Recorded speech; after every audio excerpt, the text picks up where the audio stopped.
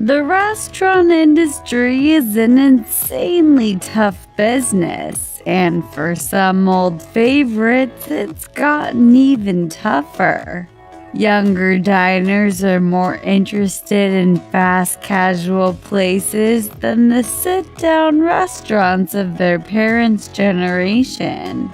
And more people are just choosing to flex their own culinary muscles and cook at home.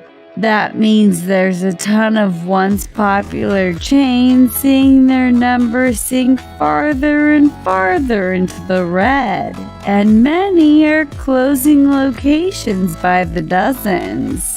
Are your favorite restaurants on the chopping block? Let's find out. Ruby Tuesday. Casual sit-down restaurant chain Ruby Tuesday, once a familiar staple in malls around the country, hasn't been running in the black for a long time. In August of 2017, the company reported a revenue drop of 12.8%, which is not surprising given that it closed more than 100 stores the year prior. It wasn't long after Ruby Tuesday announced the resignation of longtime CEO James J.J. Buchan that he was replaced by Jim Hyatt, former CEO of Church's Chicken. The appointment was short-lived, and he was quickly ousted in December of that same year when the chain was sold to a private company, NRD Capital. Even under new ownership, Ruby Tuesday continued to close restaurants, with around 400 locations closing in the last decade, as the company tried to figure out what it's going to take to get customers back in seats.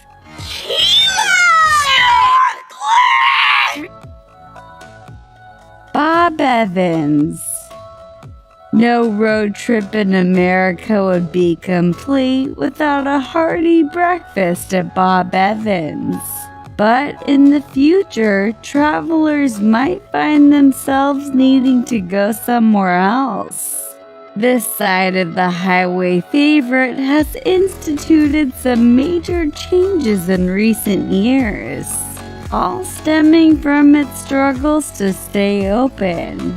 By the end of 2016, Bob Evans closed a total of 27 underperforming restaurants in several states, including in its native Ohio. Then in January of 2017, the chain sold the remainder of its restaurants to a private equity firm called Golden Gate Capital, which also owns Red Lobster and California Pizza Kitchen. While the new owner said they did not expect to close more locations, it still remains to be seen whether or not their changes, such as revamped menus and fresher ingredients, will impress customers. TGI Fridays. Plenty of people look forward to Fridays, but maybe not in the way that TGI Fridays would want. We need to talk. Do you know what this is about?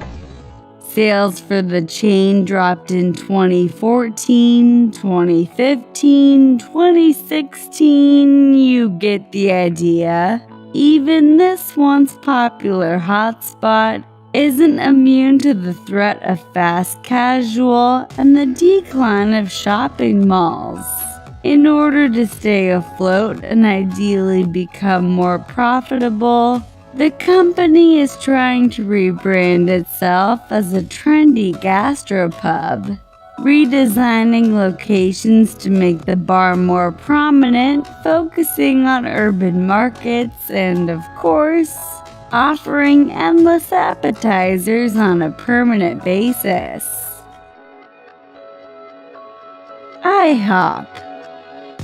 Remember when IHOP ran that campaign asking people to guess why the chain was temporarily changing its name to IHOB? Many assumed the B had something to do with breakfast, until the company revealed it was an effort to get people in the door for a burger.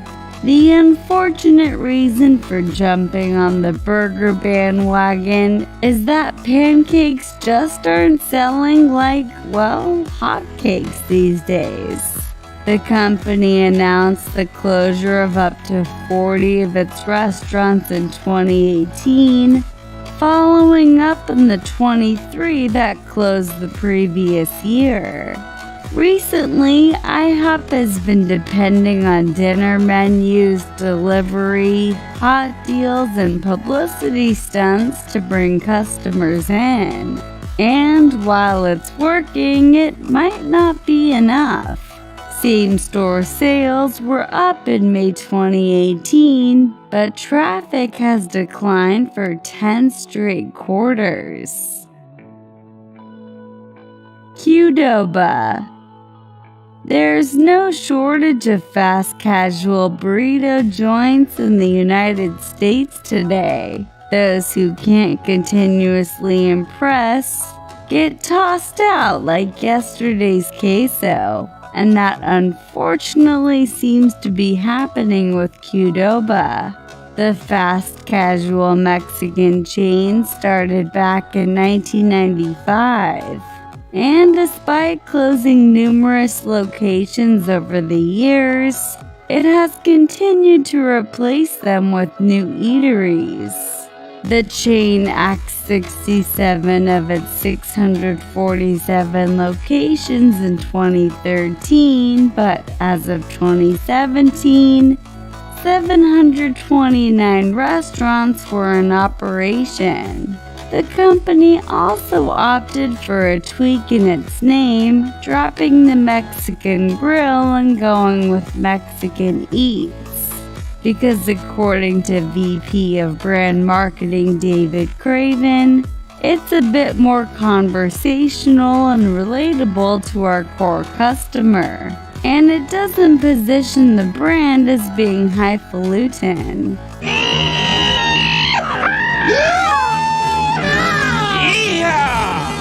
How much that name change has helped is debatable. Chain owner Jack in the Box sold to Apollo Global Management in March 2018, and shortly after, locations closed in Connecticut, Pennsylvania, and Virginia. Buffalo Wild Wings.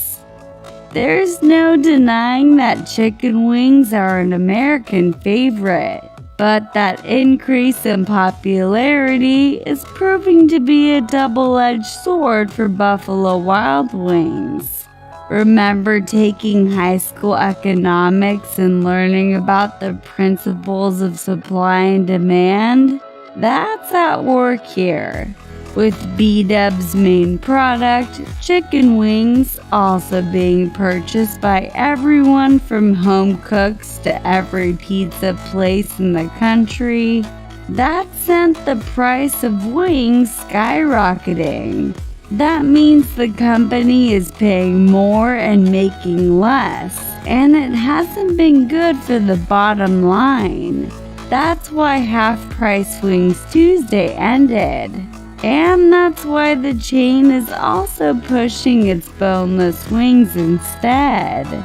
Buffalo Wild Wings is hoping the better price point might help stop the bleeding and save the locations that are left. And after Arby's invested a whopping $2.9 billion in the ailing chain, you can count on seeing some big changes that might help improve the steadily failing numbers.